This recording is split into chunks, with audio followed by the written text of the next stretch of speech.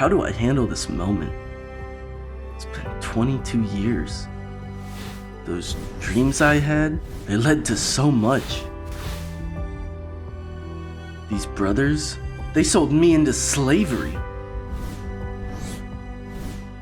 Dad's grief, imprisonment, fear, doubt. I was alone. But not fully alone, because God was there. 22 years.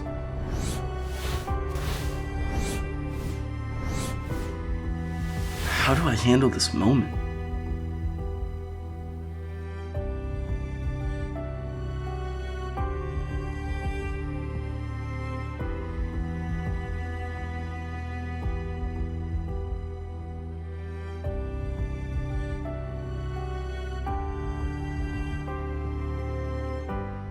Welcome to the final episode on How to Deal.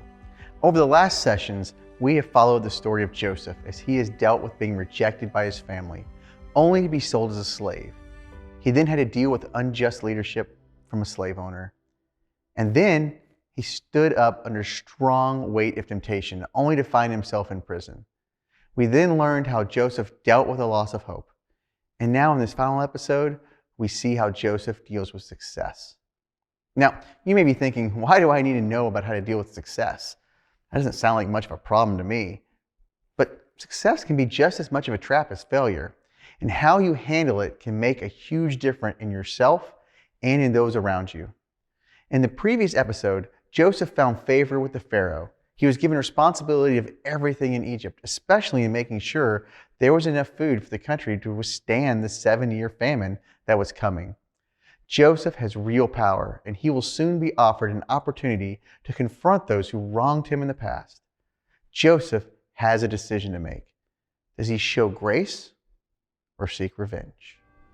We're now 2 years into a famine that's crippled the entire known world.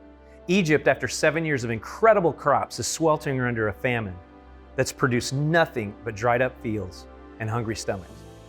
Well, fortunately, because of the dreams God gave Pharaoh and the interpretation of those dreams he gave Joseph, Egypt has silos everywhere filled to the brim with grain. They're weathering this famine pretty well. But it's not just in Egypt. Joseph's brothers and father up in Canaan are suffering under the weight of the famine as well. They have some silver and some other things to trade, but they don't have any food. But they hear about these barns full of grain down in Egypt, and some of it might even be for sale. Well, having no idea what happened to Joseph and assuming he's dead, his father Jacob tells 10 of his sons to go down to Egypt and get some food. These are the 10 brothers that sold Joseph into slavery. See, he keeps his youngest son, Benjamin, with him. Well, he packs up these empty grain bags with silver to pay for the grain, and he sends them on their journey. They make the long trip to Egypt, and when they arrive, they let the powers that be know that they need to buy some grain. Well, their brother Joseph is the powers that be. They're held in a room for a while, and then finally, Joseph walks in. Now the brothers, they don't recognize him, but Joseph immediately recognizes them. For some reason, Joseph doesn't reveal himself to his brothers. In fact, he accuses them of being spies, and he sends them back to Canaan, but he gives them some grain for the trip. He keeps one of his brothers, Simeon, as a prisoner until the other 10 come back with their little brother Benjamin. You see, there's a deep affection between Joseph and Benjamin because they're the youngest of the 12 sons and also the only 2 whose mom was Rachel, the wife their father Jacob loved the most. Well, the 9 brothers go back to Canaan, eat the grain Joseph gave them, and then they come back to Egypt for more grain sometime later. This time, though, when these brothers of his are standing in front of him, Joseph remembers his dreams.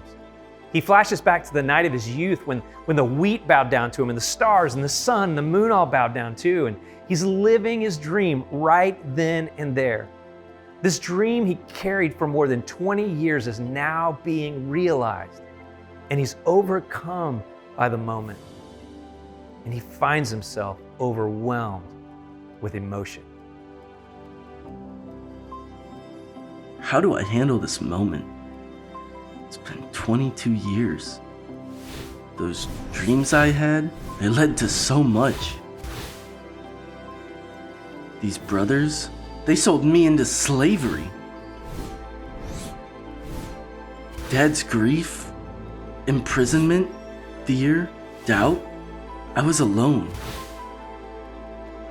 But not fully alone, because God was there. 22 years.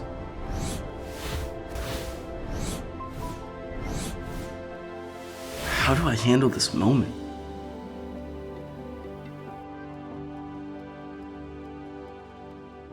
He's weeping so much in his brother's presence that he sends all of the servants out of the room. All that's left is Joseph as the second in command of all of Egypt and his 11 brothers. Finally breaking the tension, Joseph reveals himself to his brothers. "I am your brother, Joseph," he says.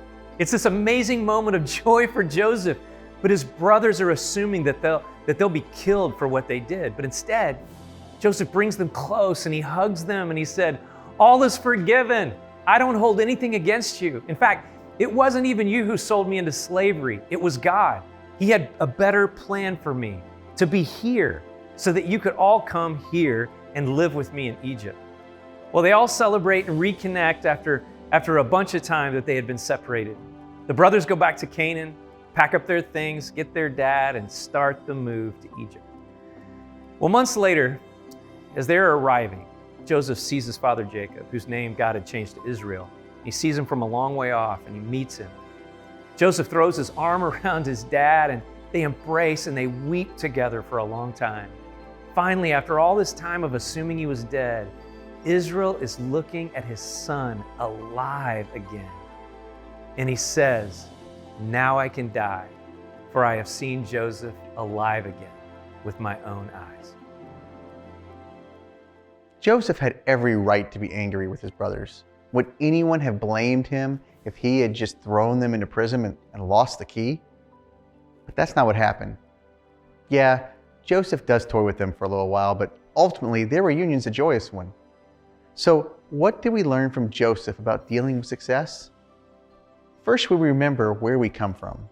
Joseph had ascended to the highest rank anyone could possibly ascend in an incredibly powerful country. But when the opportunity arrived, he remembered that he was the son of Jacob and the brother of 11 other guys. He showed his brothers compassion because they were his brothers. Maybe you've had some success in your life. That dream of parenting one or many children has finally come true. You've gotten that promotion at work you've always dreamed about. Maybe you finished college or decided to respond to God's call to live your life on mission. In some area of life, you're realizing the dreams you have had for a long time. That's awesome. Here's what I want to remind you though. Remember where you came from. Remember the struggle of the previous job or career you had. Remember the people who helped you succeed. Remember the teachers, your family, your friends who lifted you up in the most difficult of days. Success is never accomplished alone. There are people and experiences that uniquely helped you achieve where you are today. When you get to some place of success in our lives, it is vital that we remember where we come from and the people and experiences that help us get there. The second thing we learn about dealing with success is to forgive everyone who hurt you along the way. Somehow, Joseph was able to forgive his brothers who rejected his dream and sold him into slavery. How in the world was this possible? Perspective. Here's what he said to his brothers in that moment. It's written in Genesis 45. And there's a lot of crazy stuff here. He says, "And now don't be grieved or angry with yourselves for selling me here, because God sent me ahead of you to preserve life. For the famine has been in the land these 2 years, and there will be 5 more years without plowing or harvesting. God sent me ahead of you to establish you as a remnant within the land and to keep you alive by a great deliverance. Therefore, it was not you who sent me here, but God. He has made me a father to Pharaoh, lord of his entire household, and ruler over all the land of Egypt." In this moment, Joseph is telling his brothers, God is sovereign. He put me here. God has had a plan all along, and everything I have been through was part of that plan. Success can easily go to our heads. We can see success as just a function of our own hard work. But when we do that, we make it about us. We make success worldly, and that is temporary. Real success comes from God at the fulfillment of His plan. We must never forget to keep our eyes, our minds, our souls focused on God and His plan for us, even if we don't know what that plan is at the moment. Every hardship we face, every roadblock put in our way is there for a reason. Even in times of success, we must stay focused on what matters most, God. Throughout the story of Joseph, we saw how he dealt with rejection, unjust leadership, temptation, loss of hope, and success. And we saw in each of these situations, no matter what life threw at him, Joseph stayed faithful to God and God's plan, and steadfast in who he was, his values. Matthew chapter 16, verse 26 says, "For what will it profit a man if he gains the whole world and forfeits his soul?" Joseph never sacrificed his soul for gain. Of course, the story of the children of Jacob, or Israel, wasn't over. This was just the beginning. Joseph and his 11 brothers had a lot of children, who had children, who had children, and over the next 430 years in Egypt, their small family grew into a clan of over 1 million people. Much of that time they spent in slavery. You see, the Egyptians were overwhelmed and afraid of the immense size and power of this family of Jacob, the Israelites. Well, through a series of events, God used a guy named Moses to rise up and lead his people Israel out of Egypt and out of slavery and into the land that he had promised them many hundreds of years before through their fathers, Abraham and Isaac and Jacob. So remember this, Joseph's dreams took over 2 decades to come to reality, but even that was only part of the story. He was a link in the chain of what God was doing with a people called Israel and his plan to make them into a great nation and give them a home. But ultimately, God was doing even more than that. He was setting the stage for the most important moment in the history of mankind, the arrival of the Messiah, Jesus, who would change the eternity of billions of people to come. See, you never know what God might be up to when He gives you a dream or a vision. Whatever you do, no matter how long it takes, don't give up on it.